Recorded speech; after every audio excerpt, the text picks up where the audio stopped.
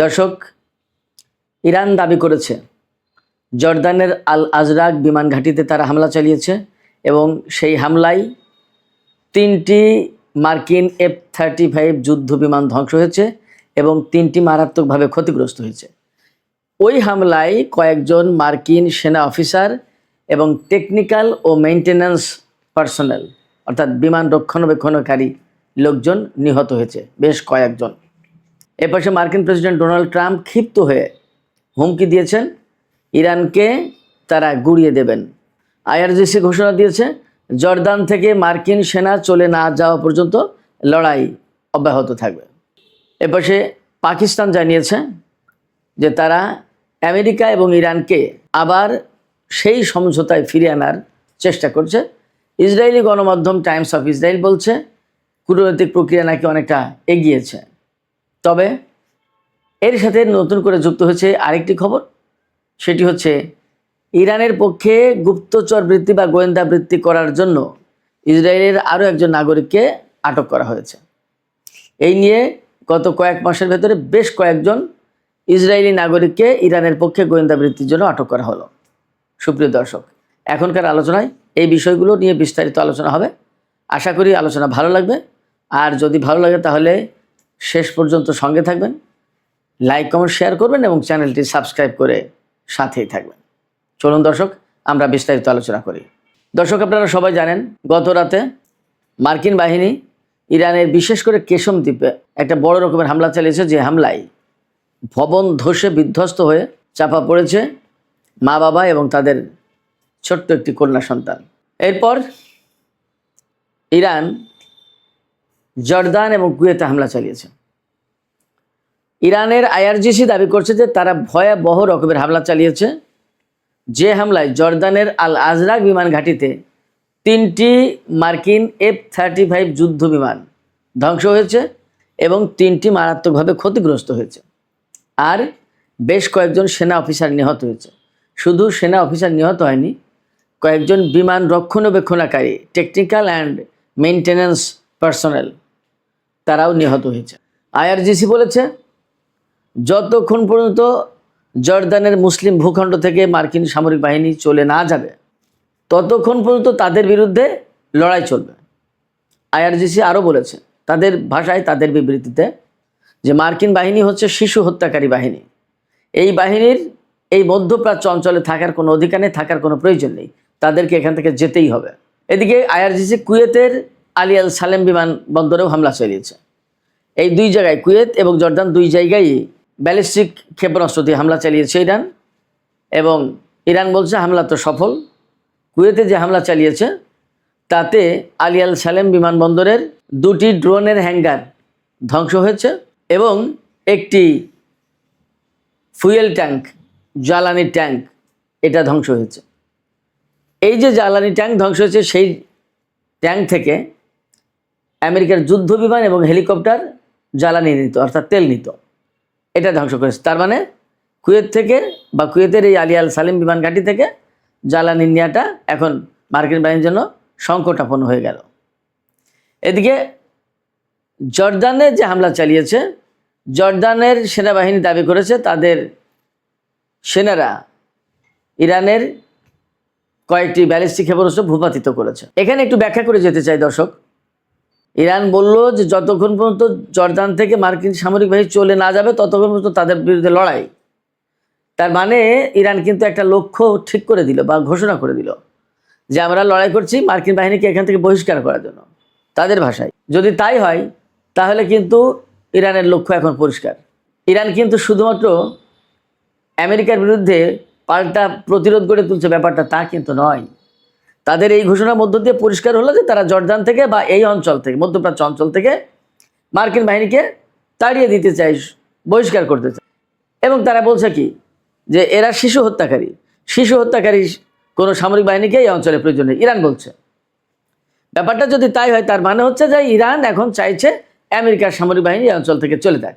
এটা কিন্তু মোটামুটি তারা তাদের লক্ষ্য ঘোষণা করে দিল। জর্দান এবং কুয়েতে যে সমস্ত হামলা হয়েছে, সেই হামলা বেশ তির্যক হামলা, তীব্র হামলা হয়েছে, বড় রকমের হামলা হয়েছে, এটা পরিষ্কার বোঝা যাচ্ছে। এই হামলার পর প্রেসিডেন্ট ডোনাল্ড ট্রাম্প বলেছেন যে ইরানের বাহিনীকে একেবারে গুঁড়িয়ে দেওয়া হবে। তার মানে হচ্ছে যে হামলাটা খুব বড় রকমের হয়েছে। ইরান যে ক্ষয়ক্ষতির কথা দাবি করছে, যে 3টি F-35 যুদ্ধ বিমান ধ্বংস, 3টি F-35 যুদ্ধ বিমান ক্ষতিগ্রস্ত, কয়েকজন সেনা কর্মকর্তা এবং টেকনিক্যাল অ্যান্ড মেইনটেন্যান্স পার্সোনাল নিহত, তারপরে কুয়েতে জ্বালানি ট্যাঙ্কার, ড্রোনের হ্যাঙ্গার ধ্বংস, এই সমস্ত থেকে বোঝা যাচ্ছে যে ভালো রকমের ক্ষয়ক্ষতির মুখে পড়েছে মার্কিন সামরিক বাহিনী। ইরান তাই দাবি করছে।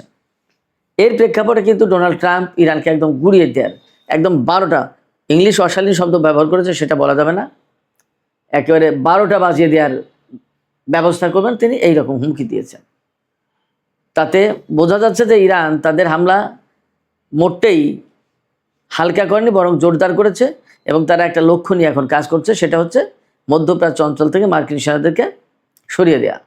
ডোনাল্ড ট্রাম্প যদিও এরকম বারবার ইরানকে গুঁড়িয়ে দেওয়ার বা মুছে দেওয়ার বা একদম শেষ করে দেওয়ার হুমকি দিচ্ছেন, কিন্তু তিনি বাস্তবে এই পর্যন্ত এইরকমের বড় কোনো হুমকি বাস্তবায়ন করতে পারেননি। এটা আমরা মোটামুটি কম বেশি দেখছি। এ নিয়ে খোদ মার্কিন গণমাধ্যম থেকে শুরু করে পশ্চিমা বিভিন্ন গণমাধ্যমে আলাপ আছে। তাহলে কি হবে বা কেন পারছে না? এই জায়গায় পশ্চিমা গণমাধ্যমগুলো আরও পরিষ্কার করে বলছেন যে ডোনাল্ড ট্রাম্পের আসলে যুদ্ধের কোনো লক্ষ্য এবং সুনির্দিষ্ট কোনো নীতি বা একটা পরিকাঠামো, একটা গাইডলাইন, এর কোনো কিছু নেই। তিনি যে কেন যুদ্ধ করছেন, কিভাবে করছেন, কেন কোথায় গিয়ে থামবেন, তার লক্ষ্যটা কি কি হলে তিনি যুদ্ধ বন্ধ করেন, কোনো কিছু পরিষ্কার নেই। একবার বলেছেন সরকার পরিবর্তন, একবার বলেছেন পরমাণু কর্মসূচি ধ্বংস করা, একবার বলছেন হরমুজ প্রণালী ওপেন করা, ইত্যাদি ইত্যাদি। এখন কোন লক্ষ্য নিয়ে যুদ্ধ করছে তার পরিষ্কার না। সেই কারণে ডোনাল্ড ট্রাম্পের এই যে হুমকি, যে তিনি ইরানি বাহিনীকে বা ইরানকে একদম গুঁড়িয়ে দেবেন বললেন, যেটা এই হুমকিটা বাস্তবায়ন করতে পারবেন কিনা তিনি, সেটা বেশ একটা প্রশ্নের ব্যাপার। সেটা নিয়ে মানুষের ভিতরে এক রকমের হালকা কৌতূহল আছে। তার এই কথাবার্তা অনেকটা মানুষের কাছে খেলো হয়ে গেছে। এদিকে ইরান এবং আমেরিকার মধ্যে যখন এরকম বড় ধরনের সংঘাত চলছে, কয়েকদিন যুদ্ধবিরতির পরে কিন্তু এই সংঘাত, তাতে ইরান কেন আবার ফিরে আসলো, এটা কিন্তু খুবই গুরুত্বপূর্ণ আলোচনার বিষয়বস্তু হয়ে দাঁড়িয়েছে সারা বিশ্বে। প্রশ্ন একটাই, যে যুদ্ধবিরতি হলো, ইরানও যুদ্ধ থামিয়ে দিল, তারপরে হঠাৎ করে কেন তারা আবার মার্কিন ঘাঁটিতে হামলা চালালো? আমি এ নিয়ে যদিও একটু ব্যাখ্যা দিয়েছিলাম গত পরশুদিন সম্ভবত, তারপরেও আমি আজকে একটু ছোট্ট করে বলি যে বেশিরভাগ বিশ্লেষক এভাবেই মনে করছেন যে ইরান আসলে মার্কিন সামরিক বাহিনীর অবস্থা, তাদের শক্তি সামর্থ্য কেমন আছে এখন, সেটা বোঝার এবং দেখার চেষ্টা করছে, এবং সম্ভবত ইসরায়েলের বিরুদ্ধে পরবর্তীতে অভিযান শুরু করতে পারে ইরান। কারণ আমরা দেখছি মধ্যপ্রাচ্যের অর্থাৎ উপসাগরীয় অঞ্চলের দেশগুলোর ঘাঁটি প্রায় তছনছ করে দিয়েছে বিভিন্ন গণমাধ্যম থেকে আমরা যে সমস্ত খবর পাচ্ছি। তাই যদি হয়, এরপরে কিন্তু একদম শেষ পর্যায়ে ইসরায়েলের আগে আর এখন বাকি জর্দান। জর্দানেও কিন্তু প্রচুর ক্ষয়ক্ষতি করেছে। তো ব্যাপারটা যদি তাই হয়, তাহলে এই উপসাগরীয় অঞ্চল থেকে ক্লোজ করতে করতে করতে জর্দানি নিজে ঠেকিয়েছে। জর্দান থেকে ক্লিয়ার করার পরে তখন কিন্তু মেবি সম্ভবত ইসরায়েল ইরানের টার্গেটে পরিণত হয়ে যেতে পারে। যদি তাই হয়, তাহলে ধরে নিতে হবে যেটা চূড়ান্ত যুদ্ধের বা চূড়ান্ত লড়াইয়ের সূচনা শুরু। জানি না আসলে কি হচ্ছে। সুপ্রিয় দর্শক, ইরান এবং আমেরিকার মধ্যে যখন এরকম গুরুগম্ভীর মানে মারাত্মক যুদ্ধ চলছে, তখন পাকিস্তান বলছে, পাকিস্তানের পররাষ্ট্র মন্ত্রণালয় 30 জুলাই বৃহস্পতিবার জানিয়েছে যে ইরান এবং আমেরিকাকে ইসলামাবাদ সমঝোতা স্মারক যেটা সই হয়েছিল, সেই স্মারকের সেই লিখিত সমঝোতায় ফিরে আনার একটা চেষ্টা চলছে। যদি তাই হয়, যদি ফিরে আনার চেষ্টা সফল হয়, তাহলে যুদ্ধবিরতি হবে, আবার আলোচনা শুরু হবে। আর যদি এটা সফল না হয়, তাহলে যুদ্ধ আরও ভয়ঙ্কর রকমের অবস্থা ধারণ করবে, ভয়ঙ্কর রূপ ধারণ করবে, মোটামুটি এটা বলা যাচ্ছে। এর মধ্যে ইসরায়েলের এক গোয়েন্দাকে আটক করেছে, মানে ইসরায়েলি নাগরিক ইরানের পক্ষে গোয়েন্দা বৃত্তি করেছিল, সেই অভিযোগে ইসরায়েল আটক করেছে। তার বিরুদ্ধে এরই মধ্যে অভিযোগপত্র দায়ের করা হয়েছে। সেই অভিযোগে বলা হয়েছে যে আমির হিসাম মোহাম্মদ টিটি, এই ব্যক্তি ইসরায়েলের প্রেসিডেন্ট আইজাক হারজগ এবং অর্থমন্ত্রী বেজালেল স্মোটরিচ, তাদের দুইজনের উপরে গুপ্তচর বৃত্তি করেছে। এই দুইজন উত্তরাঞ্চলের একটা হাসপাতাল পরিদর্শনের সময় তাদের ছবি তুলেছে এবং সেগুলো নাকি 34 বছর বয়সী এই আমির হিসামের ইরানি হ্যান্ডলারের কাছে পাঠিয়েছে। এবং নর্মালি এই ধরনের কর্মকাণ্ডের বিপরীতে তারা টাকা পেয়ে থাকে, ডলার পেয়ে থাকে। এই রকম অভিযোগ কিন্তু এইটা প্রথম না। এর আগেও আমি নিজে ভিডিও করেছি কয়েকবার যে এরকম বেশ কয়েকজন গুপ্তচরকে ইসরায়েলের ভেতর থেকে আটক করা হয়েছে এবং তাদেরকে কারাগারে বা বিচারের সম্মুখীন করা হয়েছে। তাতে বোঝা যায় যে ইসরায়েলের ভেতরে ইরান প্রচুর সংখ্যক এজেন্ট ঢুকিয়ে দিতে পেরেছে এবং ক্ষণে ক্ষণে সময়ে সময়ে তাদের তথ্য ইরানের কাছে চলে যাচ্ছে। এটা ইরানের জন্য নিশ্চয়ই স্বস্তির কারণ, ঠিক বিপরীতে ইসরায়েলের জন্য মারাত্মক রকমের অস্বস্তির কারণ। সুপ্রিয় দর্শক, এখনকার আলোচনা এখানে শেষ করতে চাই। আলোচনা শেষের আগে আপনাদের কাছে জানতে চাই আপনাদের মত কি।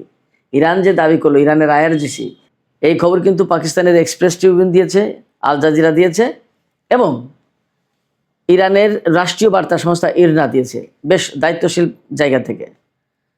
আইআরজিসি বলছে যে আমেরিকার 3টি F-35 যুদ্ধবিমান ধ্বংস করা হয়েছে, 3টি মারাত্মকভাবে ক্ষতিগ্রস্ত হয়েছে এবং বেশ কয়েকজন সামরিক কর্মকর্তা নিহত হয়েছে।